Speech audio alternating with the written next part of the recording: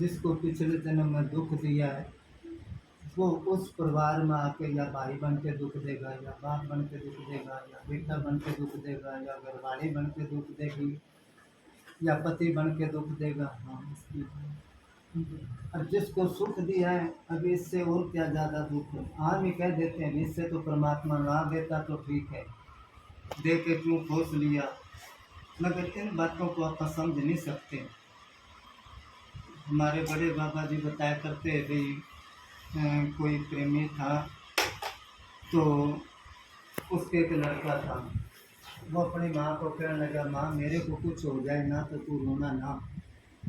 उसने कहा तेरे को क्यों होएगा, कि नहीं फिर भी कहता हूँ। और दूसरे दिन वो मर गया। अच्छा भला उसको याद आ गई, उसने कहा भी रोना नहीं।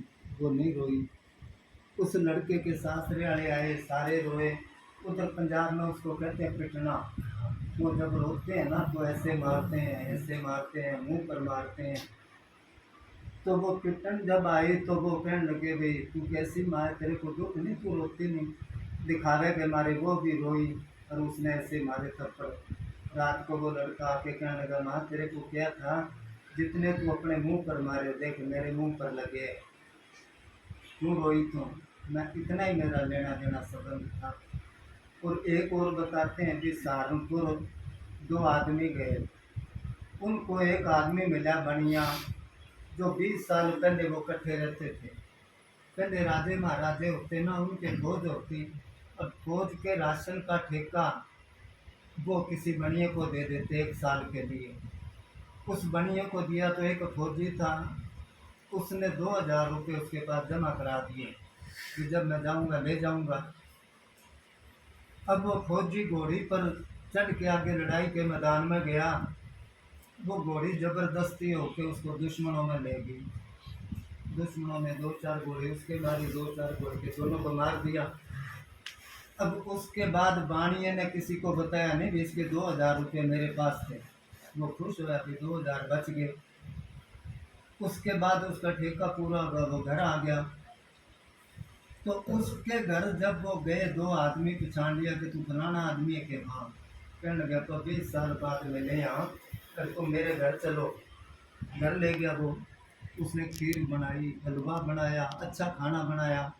जब वो खाने लगे तो साथ कमरे में एक बीबी रो रही जोर जोर से। वो कहने लगे कौन आई है, वो कह रोन दो पकी रहने, तुम रोटी खाओ।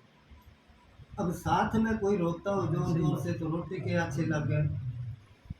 वो कहने लगे भी ऐसा ना करो, बताओ ये कौन है। वो कहने लगा 2-3 दिन हो गए मेरा छोरा मर गया। उसके घराड़ी उसको याद करके रोती है। वो कहने लगा 2-3 दिन हो गए छोरा मेरा मर गया, पर तू खीर हलवा किस खुशी में बनाया है ये। वो हंसने लग गया कि तुम रोटी खाओ, क्या लेना इन बातों से।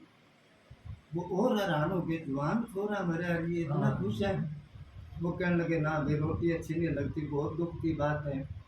वो कहने लगे फिर सुनो, जिसने 2000 रुपये मेरे पास जमा कराए थे, मैं घर आ गया था साल बाद मेरे बेटा होया, उसको पढ़ाया लिखाया। उसके बाद जब 18 साल का हो गया उसकी शादी कर दी। ब्याह कर दे वो बीमार रहने लग गया। बड़े बड़े डॉक्टरों के पास गया, दिनों दिन हालत गिरती गई उसकी। आखिर को कोई मौलवी बुलाया, उसने 2-4 मंत्र पढ़े और कोई झाड़ा लगाया, कोई तबीयत बना दिया। उसने क्या, उस टाइम पर 5 रुपये मेरे पास थे, मैं उसको दे दिए कि मैं और भी दे दूंगा। 5 रुपये दिए तो वो लड़का पहले तो बेहोश था, आंख बंद करके सोया था। 5 रुपये देते ही वो खड़ा हो गया, हंसने लग गया। वो कहने लगा मैं बिल्कुल ठीक कर दूंगा इसको, एक ही झाड़ा लगाया और देख ले तुम। हंसने लग गया। जब वो चला गया उसने क्या, बेटा तेरे को आराम हो गया, ठीक है तुम। कि आज मेरे को पक्का आराम हो गया। कि किस तरह कि मैं तेरा बेटा नहीं हूँ, मैं तो वो फौजी हूँ जिसने तेरे पास 2000 रुपये जमा कराए थे, वो सारा पैसा तेरे से ले लिया।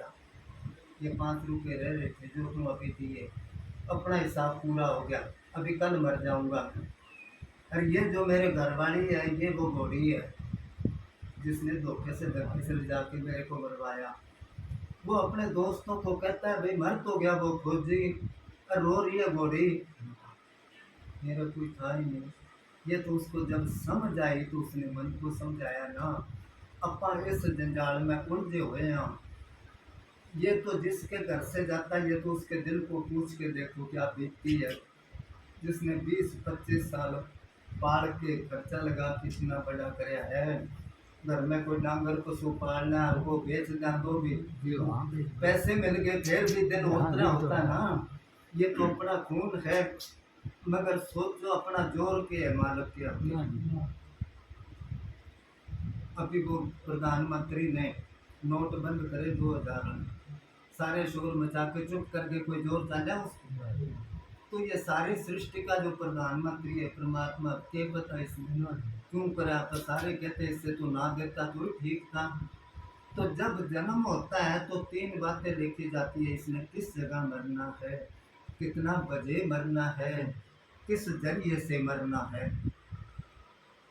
जो मालिक ने विधान रख दिया, आपने सुना ही होगा, व्यास वाले महाराज जी, जो महाराज श्याम सिंह जी, उन्होंने बहुत ही अच्छा लिखा है कि अर्जुन का जो पोता परपोता था जन्मेजय, उसने वेद व्यास को किया भाई जहाँ पर कृष्ण भगवान थे जहाँ तू था त्रिकालदर्शी। त्रिकालदर्शी कहते हैं जिसको भविष्य का पता हो, जिसको वर्तमान कैसा चलता हो पता हो, और जिसको पहले का पता हो भी क्या बीती है, उसको त्रिकालदर्शी कहते हैं। उसने क्या विषम पितामह था, आप थे, द्रोणी आचार्य था, कृपा आचार्य था, इतने समझदार थे। तो ये युद्ध जो होना है रोक देते कौरवों पांडवों को, आप रोक नहीं सकते थे। वो कहते नहीं, जो का विधान है उसको कोई रोक नहीं सकता, कि पहले पता हो तो क्यों नहीं रोक सकता। वो कहने लगा तेरे को पहले बता देता हूँ, तू रोक लेगा था, हाँ रोक लूँगा। उसने कहा 1 महीने बाद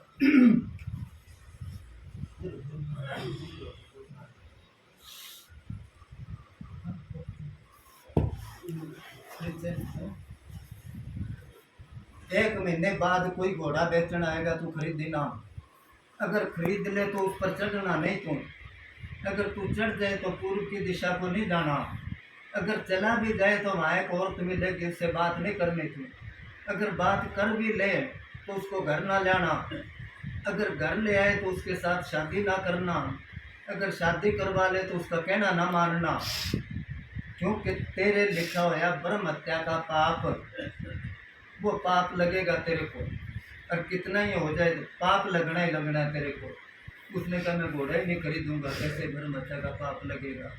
महीने बाद वो घोड़ा बेचने आए, अमीर वजीर सारे कहने लगे ना चढ़ना जी, खरीद लो, खड़ा रहेगा। बाहर से राजे महाराजे आएंगे देखने के लिए, वो खरीद लिया। अब थोड़े दिनों बाद सारे उस पर चढ़े, कभी पानी की थाली भर के चढ़ जाओ, चलता जब पानी नहीं डूबता, ऐसी चाल है इसकी। उसने मन में सोचा चलो पूर्व की दिशा को ना जावांगे, चढ़ जाते हैं। वो चढ़ गया, घोड़ा मुंह जोर होके पूर्व में ले गया।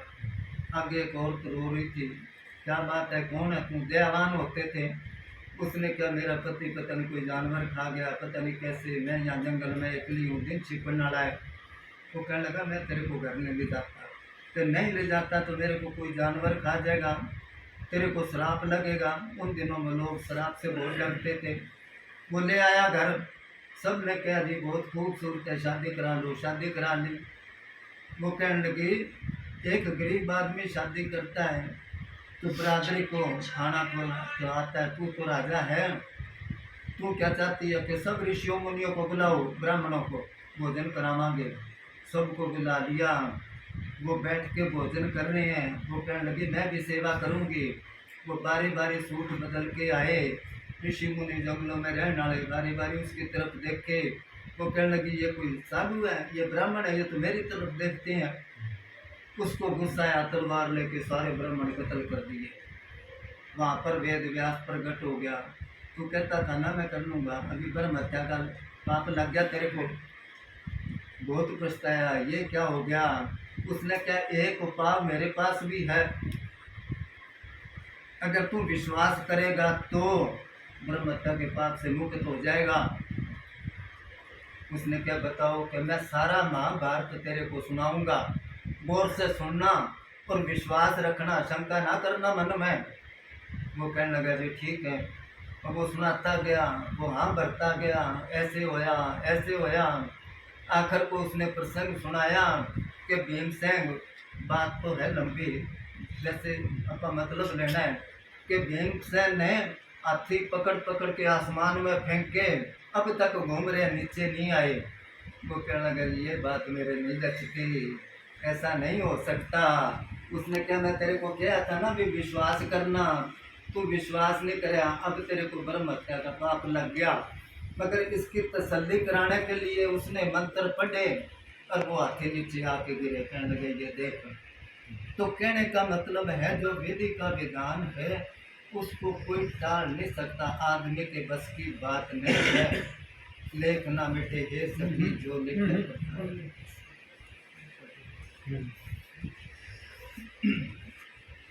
इस करके अब तो यही कहना पड़ेगा, राजी है हम उसी में जिसमें तेरी दया है। इतना उसका जो मेल जोल आपके साथ था, दिल को पक्का करो, परमात्मा आपको सहन शक्ति दे। ठीक है ना। अभी के जो अगर किसी के कर्जा हो तो सारे जने मिल के चुका दें, कर्जा इकट्ठा करके चंदा। कोई और चीज़ हो, कोई बीमार हो तो सारे जाके वो इलाज करवा दें। ये तो परमात्मा के हाथ में है भाई। मैं अभी पता नहीं क्यों कराया उसने, या वो बदला लेने आया था इतने दिन आके। अब दुख इससे और क्या दुख होगा।